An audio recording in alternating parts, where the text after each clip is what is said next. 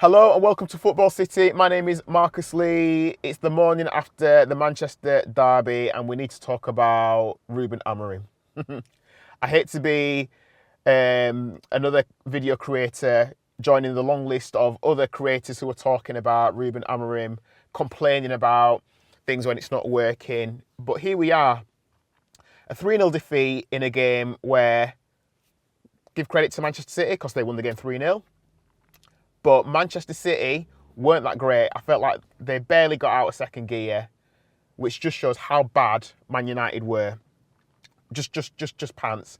After what seemed like a start to the season where you could be optimistic, we played decent against Arsenal, dropped points against Fulham, but still we were all right. And then there was the Burnley result where, you ran out a result and you finish your first 3 games, 4 points. A win, a loss and a draw, looking like we're playing well, reasons to be optimistic. Just all back to square one yesterday. That result was so poor, such a bad performance, and it felt like we were watching Manchester City of old, where they were just dominating and just winning Premier League titles, and they looked scintillating and amazing, and they weren't. We were just that bad. So going back to Amorim, he keeps talking. I like the guy. He's charismatic. He sounds like he's a man with decades of management experience, where he's talking about how things are going to kick into gear and how it's all going to be great and how it's all going to be slick and how it's all going to be wonderful, and the system I use is going to be world class, and you will see. We have to suffer for a bit and we have to get these players out of the way, and then everything's going to be all right. And look, we're almost 12 months in. It's September. It's 10 months into the Amorim regime, and the statistics tell the story. 31 games, 8 wins, 16 losses. 16 losses. He has a win ratio of 25%. It is shockingly bad. So I've got to give credit to Manchester City because they won the game. I'm not a sore loser, even though I probably sound like one. But they were just average. They were just average, man. They didn't look like the Manchester City of yonder, where they were bossing it, battering everybody. But we were so bad that we made them look like that. When Man City got the ball at the back, they passed it through our midfield, which was non-existent, and they just drove at us. They drove at us like a team who wanted to score goals, like a team that wanted to win. When we got the ball at the back, we were slow. Luke Shaw, delete, Euro. Let's pass it between each other. Should we try pass it into the midfield? Our midfield, which is non-existent. Let's try. It was so slow. It's like we treat it like a training exercise. We weren't fast. We weren't pacey. We weren't running at them. We just looked slow and boring. Like it's a derby, guys. Do you want to win this? Do you want to win this game or not? And thinking about this Amorim system, because people talk about the system, and I'm a bit like that, because on one hand, I'm like 3-4-3. Of course it can work. We've got the players. We've got good players. We've got, you think about the players that we've got. We've got internationals. Are you telling me that if you put internationals like Maguire, De Ligt, Ugarte, Fernandes, Casemiro, all of these players are internationals. Actually, I'm not sure how much Euro's played for his country, but anyway, I don't want to criticise Euro because Euro's been one of our shining stars. But you put those players out on the pitch, are you telling me that we shouldn't be able to produce decent results where we can go out and beat a team 2-0, 3-0, 1-0? Just perform to a level of quality. There are players who all demand, 150 grand a week. We should be able to go out and put teams to bed. So this system, going back to this system, whether it's 3-4-3, whether it's 4-3-3, 4-2-3-1, whatever you want to do, right? We should be able to go out and produce results and perform at a level with these players where we go out and we win results. So I don't think there's a massive problem with this Amorim system. But what I do have a problem with, and this is my problem with Rúben Amorim, is putting square pegs in round holes. So you've got Bruno Fernandes, who's got the number 8 on his back, but doesn't play like a number 8. He's not a number 8. He's a number 10. And you put him in a position, he's not his strongest position. He's not a midfielder.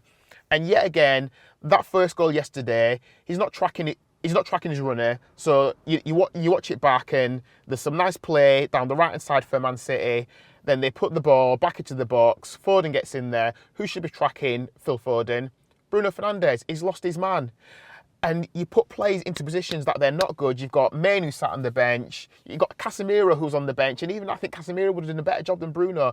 Bruno is not a midfielder, so it does my head in. I think about our forward line, our attack, and you know what? I'm already starting to feel sorry for Benjamin Šeško because he looks like a quality player. I think he's going to come good for United. I really do. But no one passes him the ball. What service did he get yesterday? Non-existent. And I've grown up as a football fan, right? And unless I've got it wrong for the past 30 years, right?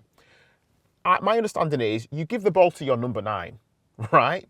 So everyone's got a role to play. Everyone's got a job to do. But ultimately, your goal as a team is to get the ball to your number 9, pass it to him, let him hold him up, cross it in for him. Your number 9 is going to score you goals, right? I don't think I've got that wrong.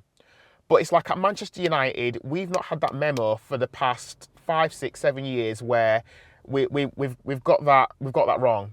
So we've got Marcus Rashford. Hey, I'm a great player. I'm going to cut in and I'm going to shoot. Yeah, all right. Hey, I'm Alejandro Garnacho. I think I'm the next Ronaldo. I'm going to get the ball and I'm going to cut in and try shoot. Yeah, great. Oh, hey, I'm Anthony. I'm from Brazil. I think I'm the next best thing. Check out my social media. I'm going to play on the right hand side and I'm going to cut in and I'm going to try score with my left foot. Right, guys, that's great. That's great that you all want to attack and score goals. But hey, have you ever thought about this? How about crossing it in for your number 9? And it's like they all go, ¿qué? No entiendo. It's like, we don't understand this. What, you want me to pass it to the number 9? But what about me scoring? And it's like at United, since, go back in Martial, Weghorst, Højlund, you go back over a period of time and our strikers have suffered. When was the last time, bar Ronaldo, that we had a striker that scored 20 goals in a season because we're providing service for him and we just don't. And what makes it worse is you look at Rasmus Højlund, who had his first game on loan for Napoli yesterday, and he scores a goal which is so simple. Midfield player, does a through ball, Rasmus runs onto it, faces the goalkeeper, scores. Really simple. And for the past couple of seasons, we've looked at Højlund saying he's not the one. He's not the man. Maybe he can't cut it at this level. And quite simply, we didn't pass him the ball. And if you looked at that reel of Højlund scoring yesterday, you look at that on YouTube. If you were hunting for that striker or looking for a new striker, checking out what he does, and you look at him thinking, United should go get him. He looks decent. But at United, we don't provide service for our number 9. Simple. We all want to score. We all want to be the hero. And you think now with the addition of Mbeumo and Cunha, that we start providing service for our number 9. And obviously it's his first start in the Premier League for Šeško, but it's not happening, man. It's not happening. But I do think it will happen eventually. But at the minute, this system, this Amorim ball, it's not working. And it's made worse by comments that he put out last night, which basically, to paraphrase, look, I'm not going to change. This is my system. These are my principles. I'm not going to change. If it's going to change, it's going to change because Ineos are going to look for a new man. And you're saying stuff like, do you want to get sacked, mate? Do you want to get sacked? If it's not working, mate, just change it. 31 games, 8 wins, no back-to-back wins in the Premier League. It's not working, man. So you know what? Don't be stubborn. Just tweak it. Just change it. And I feel like if Amorim hadn't been so public, if he hadn't been so public all the time in talking about how he's not going to change his system or how he criticises players in public, I don't even mind that so much because he's an open and honest manager and we're like honesty. But if he hadn't been so public about saying this is the way I play and I won't change it, I wonder if he's so stubborn and he's embarrassed that he said that he feels like I can't change it now. So I've got to die on this hill. I can't change it. I can't go to a back 4. I can't tweak what I'm doing because if I do, people are going to criticise me and laugh at me. But I'm like, Amorim, just change it, mate. If people laugh at you, criticise you, whatever, at least you're winning games again, man. I know we say that he doesn't have the players to fit his system, but then work with what you've got.